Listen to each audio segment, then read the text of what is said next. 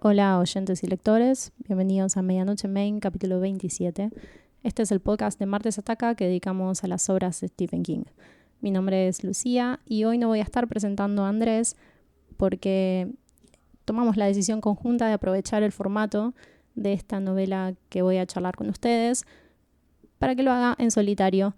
Me estoy refiriendo a Dolores Claiborne, una novela de 1992 que encaja muy bien en nuestra selección de esas otras novelas de Stephen King a las que estamos dedicando el volumen 3, porque es un thriller sin elementos de terror, pero sí con un elemento fantástico muy específico al que me voy a referir más adelante.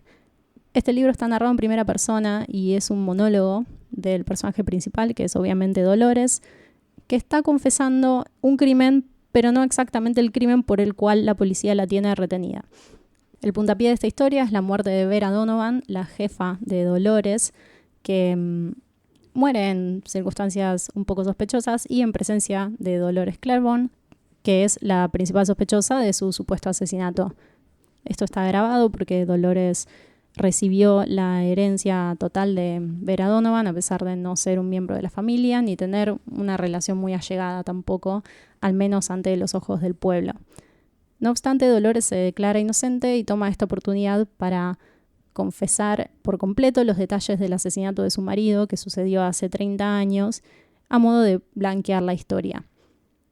Quiero empezar hablando un poco sobre el título, como solemos hacer, que en este caso parece bastante simple, porque es el nombre de la protagonista, y es lógico porque es Dolores quien nos habla, esta es su versión de los hechos, y ella como individuo se va construyendo ante nosotros a través de su manera de hablar, de reaccionar y de relacionarse tanto con la policía que le interroga como con los personajes dentro de su historia.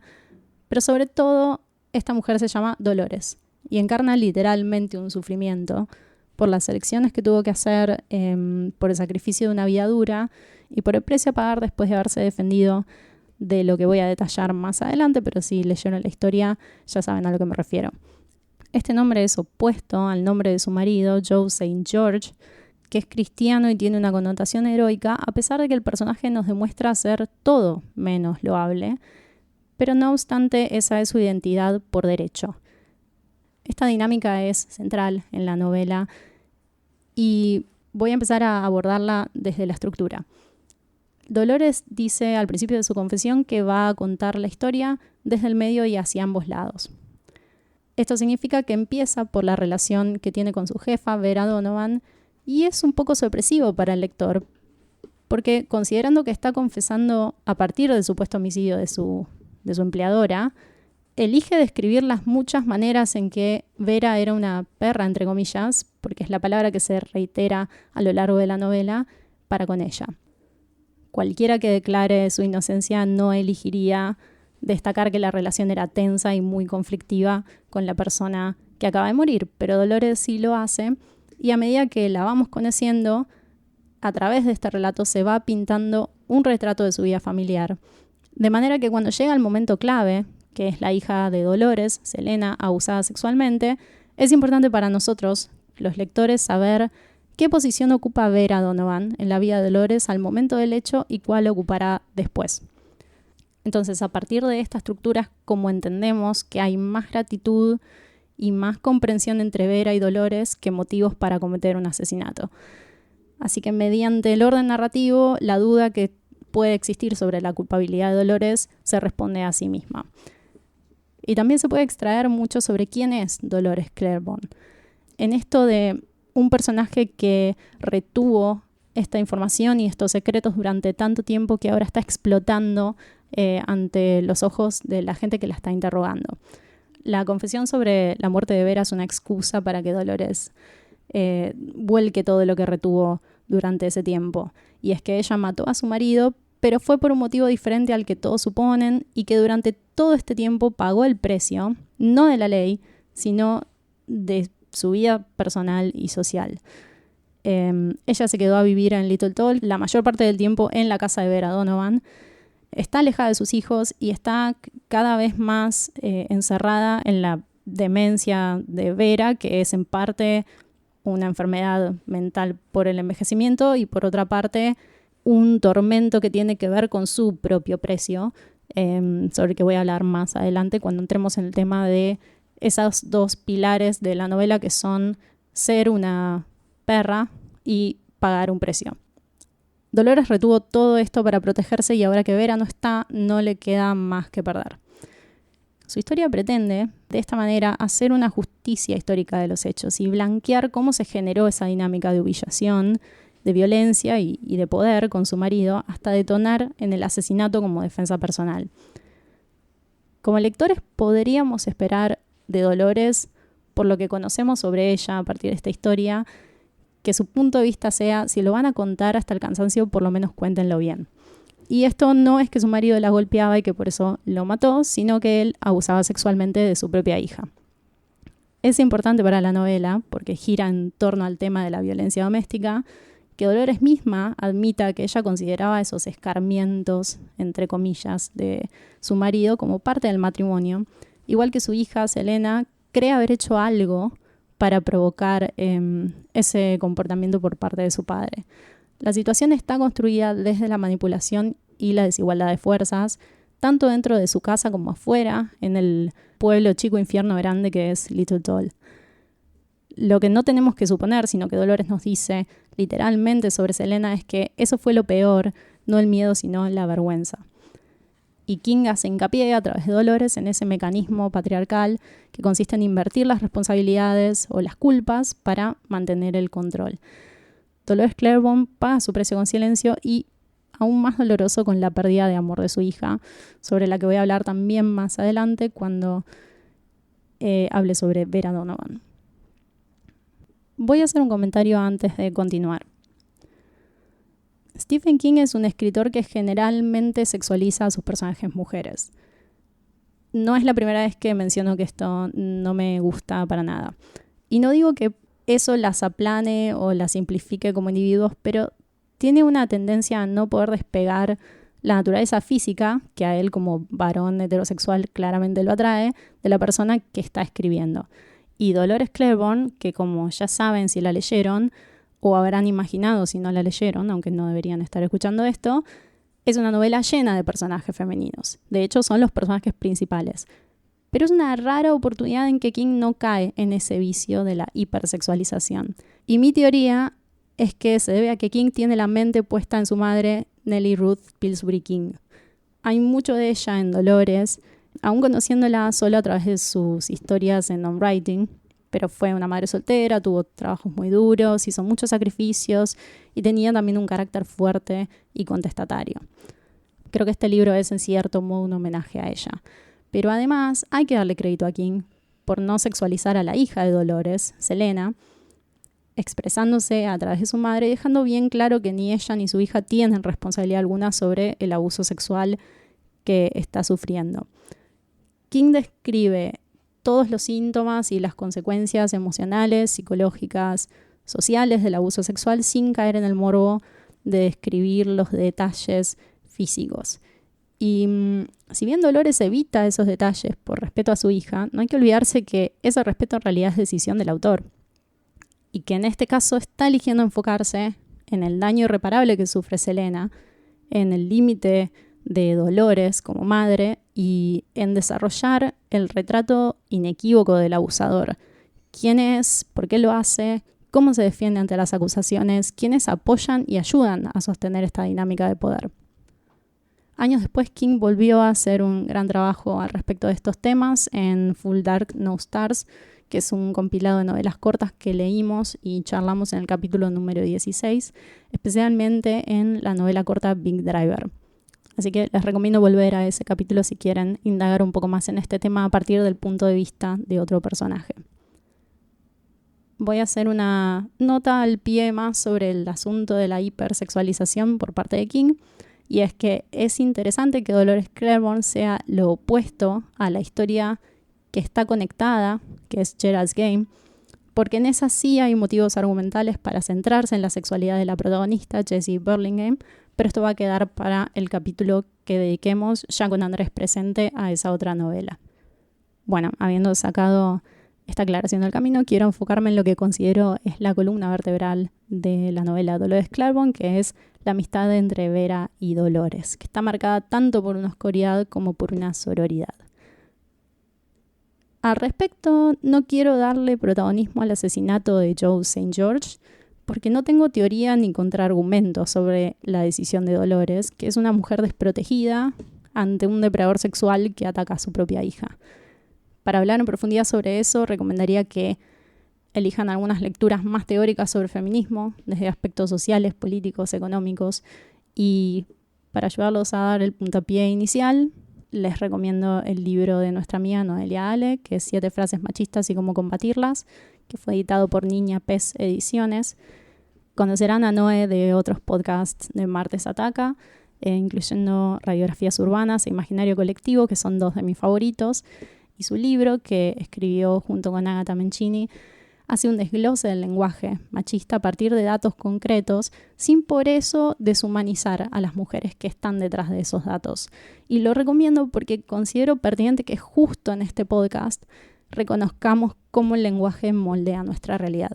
Así que si les interesa realmente comprender el tema, creo que es mejor empezar por libros teóricos y no por ficciones para tener un marco más concreto de análisis. Hay mucho de interesante para hablar sobre el entendimiento silencioso que hay entre Vera y Dolores, que son 2 mujeres radicalmente opuestas. Vera es adinerada, controladora y fría y perfeccionista. Dolores es de clase baja, está bastante oprimida, pero tiene unos principios muy fuertes, muy sólidos. Lo que tienen en común es que ambas sufren en matrimonios opresores. Vera, como nos enteramos más adelante, sufre también la pérdida de sus hijos, que no están distanciados, como ella cuenta, sino muertos, y Dolores, por su parte, está enfrentando la realidad de Selena y el abuso sexual que está sufriendo. Al contrario del estereotipo de amistad femenina al que estamos muy acostumbrados, estas 2 mujeres se dicen solo lo justo y necesario, pero están ahí cuando se necesitan mutuamente. Su relación es bastante particular y está adaptada en torno a sus personalidades y a sus sufrimientos. No es para nada genérica ni cliché, y este es otro punto para Stephen King. Como había mencionado antes, hay 2 conceptos que están muy presentes en su dinámica, y estos son, por un lado, ese ser perra, being a bitch en inglés, y por otro, pagar el precio, en ese orden de causalidad. Según nos cuenta Dolores, y esto es lo que elige para empezar a construir su historia, Vera podía ser una perra por muchos motivos, por maldad, por soledad o porque así era ella, pero sobre todo porque debía. Hay una frase emblemática en esta novela que incluso creo que fue el tagline de la película, que es: a veces ser una perra es lo único a lo que una mujer puede aferrarse. Y esto resume bastante bien los accidentes, entre comillas, que sufren sus respectivos esposos. En ambos casos, pero sobre todo en el caso de Dolores, hacen lo necesario para preservar a sus hijos y a ellas mismas. Y su lógica es que si defenderse es ser una zorra, una perra, entonces tienen que hacerlo porque no queda otra opción en un mundo donde su punto de vista no existe ni cuenta. Pero además hay algo que me parece incluso más interesante en ambas mujeres, sobre todo en Vera Donovan, pero también en Dolores, y ella lo admite abiertamente, que es un factor de hartazgo, y surge de haber sido privadas impunemente de su dignidad. Creo que ahí es donde King subraya ese ser una perra en relación a cómo una parte de ellas cometió estos crímenes por ellas mismas. Dolores no soporta la injusticia y la humillación de haber convivido con una hija que estaba siendo abusada sexualmente sin haberse dado cuenta. Existe el abuso sexual como un hecho concreto, pero también existe la burla y el goce patriarcal de esa desigualdad. Y King lo narra como lo considera un factor relevante en el sometimiento de estas mujeres, como a esos hombres a los que ellas se contraponen van destruyendo su individualidad, las van despojando de derechos muy básicos y las van reduciendo hasta que llegan a un límite de su humanidad. Me parece interesante discutir ese si jugás con fuego te vas a quemar, porque para mí enriquece esta novela y esta historia, cómo aborda la complejidad del machismo más allá del morbo o de lo estrictamente fáctico sino desde lo más profundo de la humanidad de estas personas. Con respecto al otro eje de su amistad, que es pagar el precio, y esta no es la primera vez que esta temática surge en una novela de King, King plantea que para estos personajes, Vera, Selena y Dolores, todas sometidas por la misma desigualdad de género, cualquier acción, inclusive en defensa personal, tiene consecuencias. Y no hay en esta novela justicia absoluta para ninguna de las protagonistas. Voy a contar el caso de cada una, empezando por Vera Donovan. Vera le provoca un, abro comillas, accidente, cierro comillas, a su marido infiel y pierde el amor de sus hijos por eso.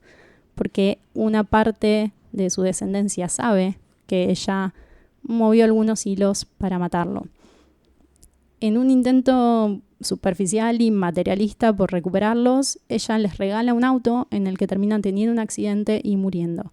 Vera pasa el resto de sus días presa de su imaginación, asegurando que sus hijos están vivos, que hay un conflicto, están distanciados, pero vivos, cuando en realidad están muertos, y también atormentada por el recuerdo del marido que asesinó y que generó este caudal de destrucción.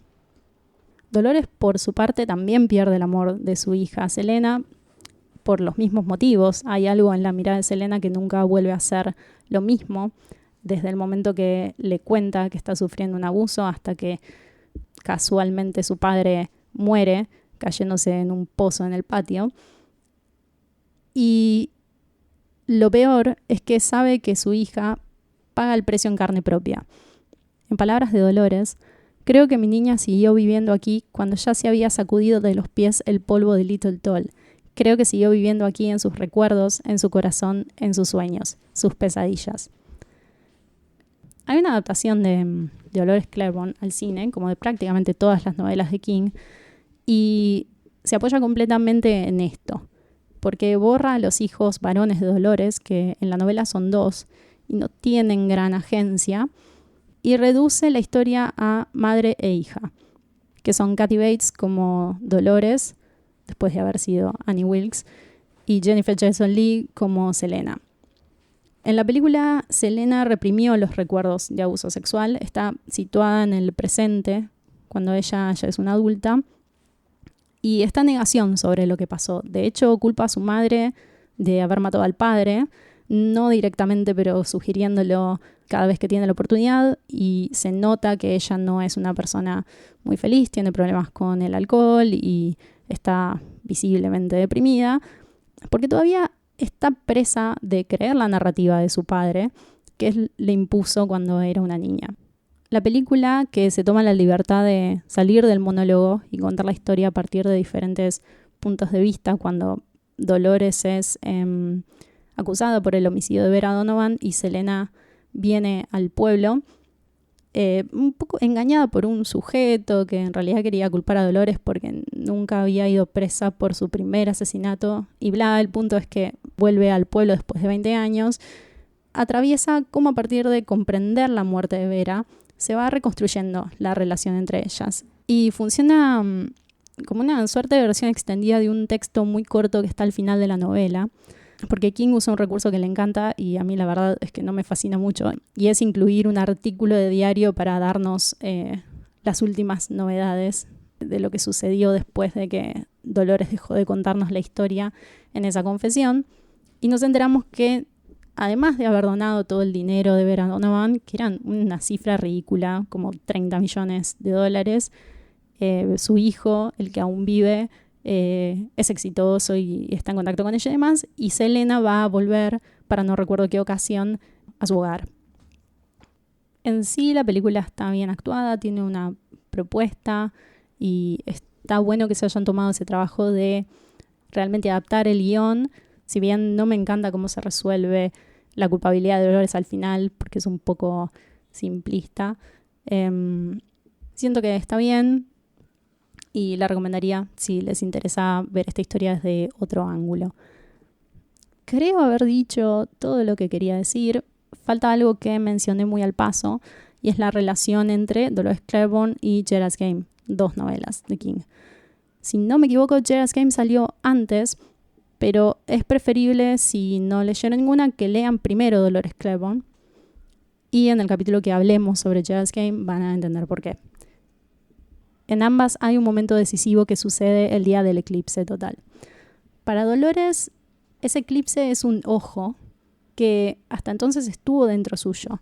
Podemos considerarlo un ojo del conocimiento que la saca de la ceguera que tenía con respecto a Selena, no sabiendo que estaba sufriendo un abuso delante de sus ojos. Y ella siente que ese ojo está ahora en el cielo viéndola matar a su marido. Eso por un lado. Por otro, Jessie y Dolores se ven en ocasiones y parecen estar conectadas por el sufrimiento de la otra, pero hay algo medio místico sobre lo femenino que King representa a través del eclipse. Es un tipo de saber sororo que escapa a su comprensión como escritor varón, cis, hetero, blanco. Y lo incluye, pero no lo explica ni intenta explicarlo, por lo cual considero que suma. Porque ya lo hizo antes con otros poderes sobrenaturales que él no entiende, como el cementerio Micmac de Pet Sematary, que tiene que ver con la vida y la muerte, o mismo el personaje de John Coffey, que tiene esa sensibilidad precognitiva del bien y del mal en The Green Mile, por mencionar solo dos a modo de ejemplos, pero hay un montón de elementos puntuales del orden de lo sobrenatural que King usa para representar estos grandes conceptos que no puede bajar a tierra del todo. Voy a cerrar este capítulo con una cita de Dolores Claiborne que considero tiene mucho que ver con la manera en que está narrado, con esto de blanquear los hechos y contar la historia tal cual fue y no que la cuenten los que ganaron. Bastante también con la adaptación que decide hacer la película, que es recuperar la verdadera versión de lo que sucedió, y es la siguiente. De una u otra manera, todos los puentes entre aquella época y esta se han quemado. El tiempo es un golfo, ya se sabe, igual que los que se extienden entre las islas y la península, pero el único ferry que puede cruzarlo es la memoria.